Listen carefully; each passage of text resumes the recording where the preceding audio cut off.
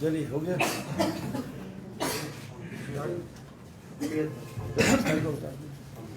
সবাইকে নমস্কার। প্রিয় সাংবাদিক বন্ধুরা, আপনারা সবাই অবগত আছেন যে আসন্ন the Tripura tribal areas autonomous district council 2021-এ যে ইলেকশন হতে যাচ্ছে, আমরা ভারতীয় জনতা পার্টি এবং আইপিএফটির যে জোট, আমাদের বর্তমান সরকার, আমরা ওইভাবে আমরা চলছি। তো সেটাকে আমরা সামনের দিকে এগিয়ে নিয়ে যেতে চাই। তো তাই আজকে আইপিএফটি এবং ভারতীয় জনতা পার্টির যৌথভাবে আমরা টিটিএডিসির ইলেকশন লড়তে যাচ্ছি। ভারতীয় জনতা পার্টি ত্রিপুরা প্রদেশ থেকে যে কনস্টিটিউয়েন্সিতে, আমরা সবাই জানি যে 28টা কনস্টিটিউয়েন্সি আছে টিটিএডিসির। তো এর মধ্যে আজকে আমাদের ভারতীয় জনতা পার্টির থেকে যে সিটগুলো আমরা লড়তে যাচ্ছি সেগুলোর নাম আমি ঘোষণা করছি। 2 নম্বর সিট মাছমারা, ক্যান্ডিডেট হচ্ছে শ্রীমতী স্বপ্নারানী দাস, এটা ওপেন সিট। 3 নম্বর সিট দশদা কাঞ্চনপুর, সেটাও ওপেন সিট। ক্যান্ডিডেটের নাম হচ্ছে শৈলেন্দ্রনাথ। 4 নম্বর হচ্ছে করমছেড়া, সেখানে প্রতিদ্বন্দ্বী করবেন শ্রী বিমল চাকমা। ছামনুতে 5 নম্বর হংস কুমার ত্রিপুরা, মনু ছৈলাংটা, সেটাও ওপেন সিট। সেটাতে শ্রী সঞ্জয় দাস লড়বেন। 14 নম্বর ভুজংনগর ওয়াকিনগর, শ্রী রণবীর দেববর্মা, উনি লড়বেন। 19 নম্বরে আমতলি গোলাঘাটি, শ্রী বিষ্ণু দেববর্মা, বিশু দেববর্মা, উনি লড়বেন। কিল্লা বাগমা 20 নম্বর কনস্টিটিউয়েন্সি, সেখানে শ্রী জয় কিশোর জমাতিয়া। মহারানী ছৈলাংটা 21 নম্বর, সেখানে শ্রী চালাগাং শ্রী সম্রাট জমাতিয়া। 22 নম্বরে কাটালিয়া মির্জা রাজাপুর, শ্রী পদ্মলোচন ত্রিপুরা। রাইমাবেলিতে 24 নম্বর পতিরাম ত্রিপুরা, উনি লড়বেন। 25 নম্বরে নতুন বাজার মালভাষা অতীন্দ্র রিয়াং লড়বেন। 26 নম্বরে বিসিনগর কলুষিতে শ্রী সঞ্জিত রিয়াং লড়বেন। আর 28 নম্বরে শিলাছড়ি মনু বঙ্কুলে শ্রী কংজ মগ, উনি লড়বেন। তো আমি এখানে 14টা নাম আমি এখানে ঘোষণা করলাম ভারতীয় জনতা পার্টি ত্রিপুরা প্রদেশের পক্ষ থেকে আসন্ন টিটিএডিসির ইলেকশনের।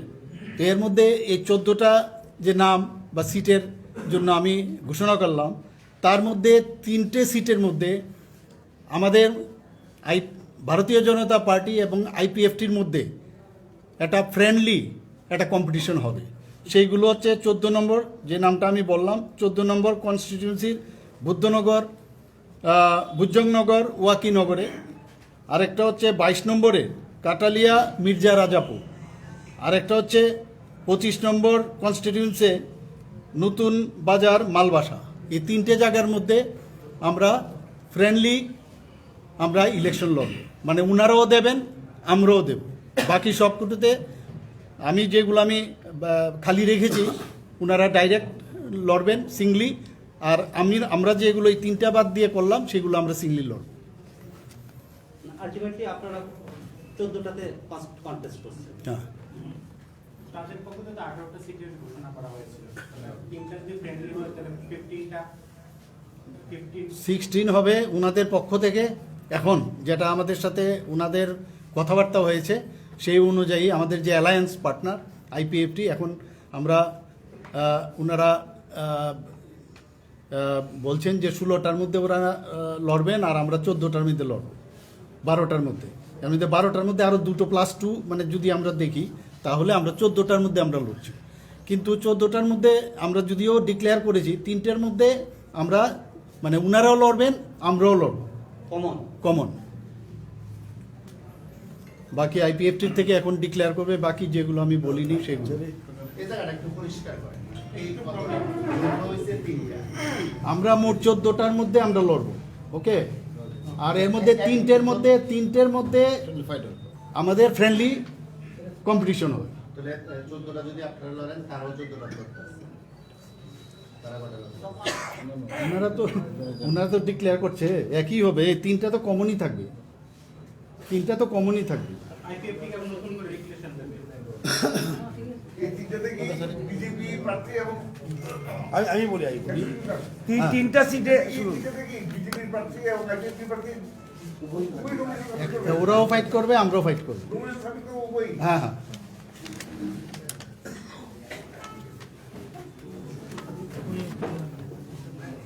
আপনাদের এই সিদ্ধান্তে কি আপনাদের জনজাতির যে বিধায়করা আছে তারা কি খুশি?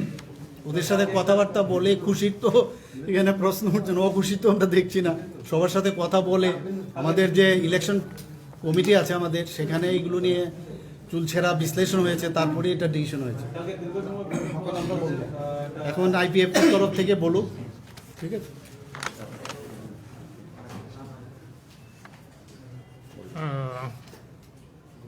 সাংবাদিক বন্ধুদের নমস্কার। ত্রিপুরায়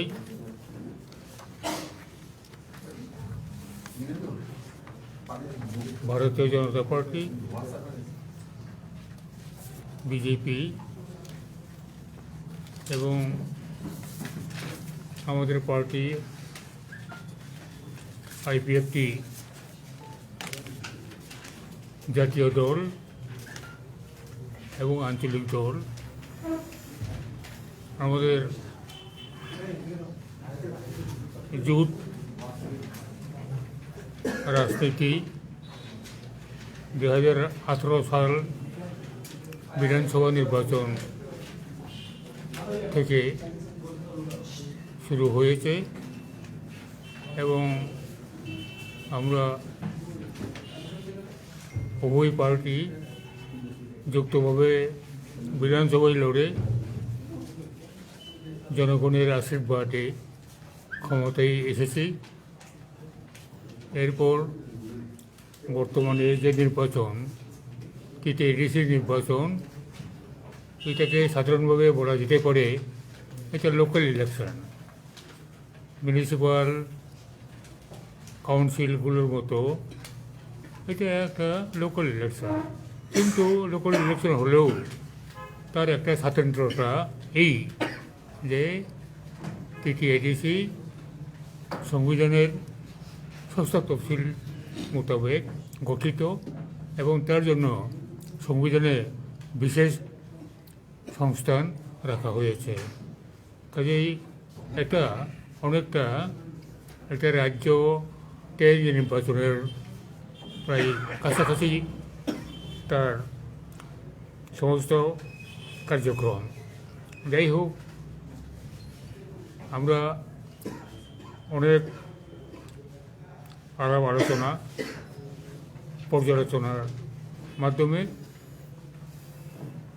ভারতীয় জনতা পার্টি এবং আইপিএফটির মধ্যে চূড়ান্তভাবে আসন সমঝোতা আমরা করলাম এবং এই মুহূর্তে সম্মানিত বিজেপির রাজ্য সভাপতি, বিজেপির প্রার্থীগণের নাম উনি এখানে ঘোষণা করেছেন। আমরা আইপিএফটির পক্ষ থেকে বাকি সিটগুলিতে আমরা লড়াই করছি। এগুলো হলো 1 নম্বর দামসরা জম্পুই। ওখানে আমাদের প্রার্থী জিরেন্দ্র রিয়া। এটা এসটি সিট। এরপরে আমাদের 60 নম্বর দেমদুম কচেছড়া এসটি সংরক্ষিত সিট, প্রার্থী আমাদের বীরেশ দেববর্মা। তো 8 নম্বর গঙ্গানগর গন্ডেছড়া, এটাও রিজার্ভ সিট এসটির জন্য, সেখানে জীবনজয় রিয়াং আমাদের প্রার্থী। এরপরে হালাহালি আশ্রামবাড়ি 9 নম্বর সিট, এটাও এসটি সংরক্ষিত, সেখানে আমাদের প্রার্থী ভবেশ দেববর্মা। এরপরে 10 নম্বর আসন কোলাই চাম্পাহার এসটি রিজার্ভ, সেখানে আমাদের প্রার্থী শ্যামল দেববর্মা। তারপর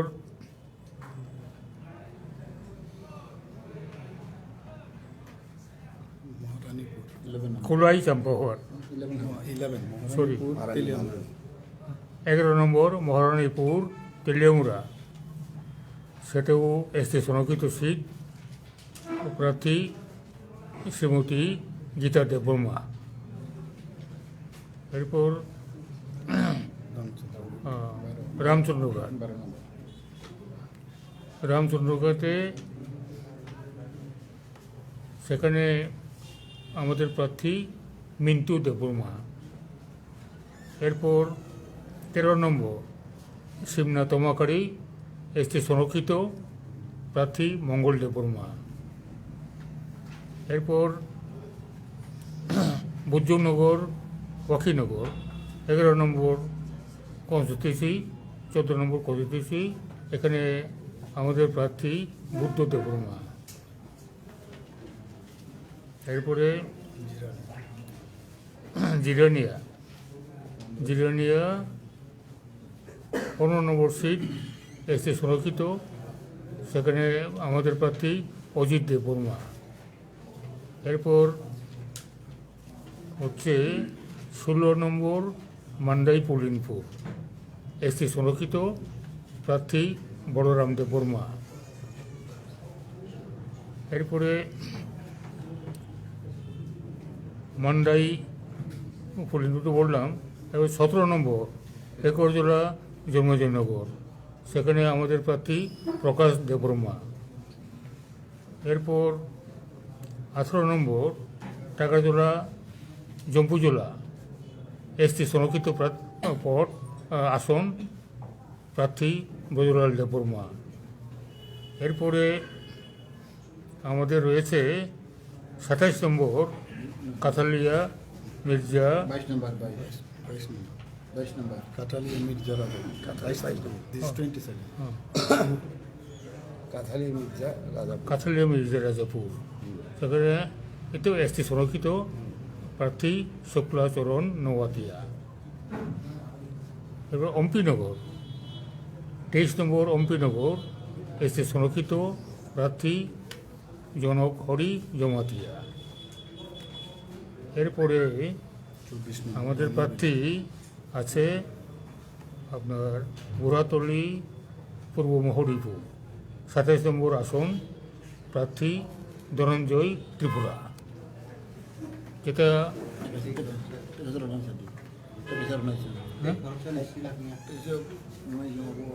না সামনে একটু আগে সম্মানিত বিজেপির রাজ্য সভাপতি বলেছেন যে আমাদের আসন ভাগাভাগি চূড়ান্ত হয়েছে,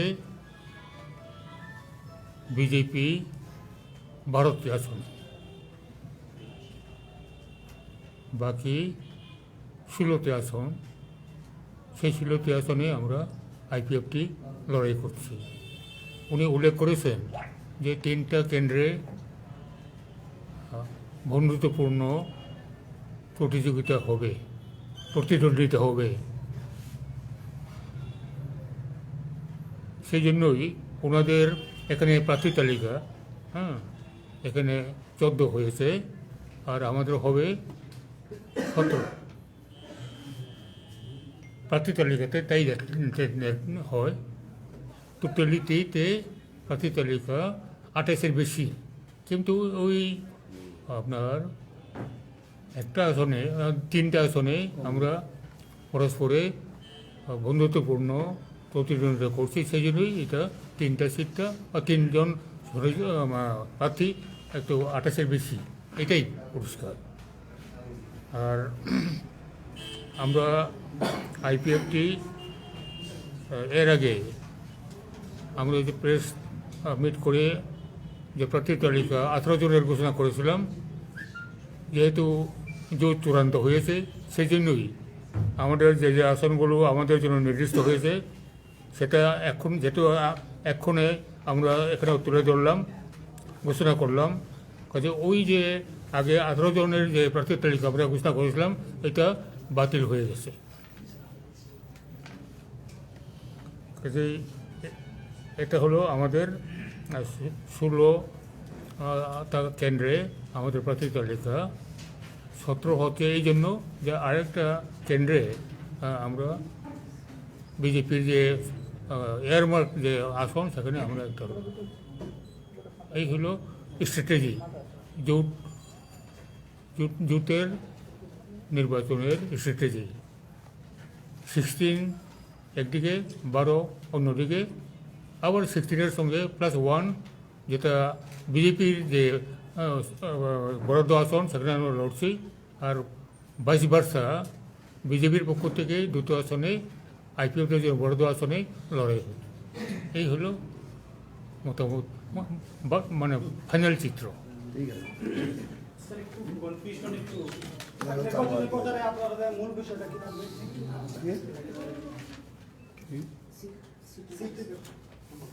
Here, Sir, can we get the list of ICF teams? Yes, yes, it will circulate it.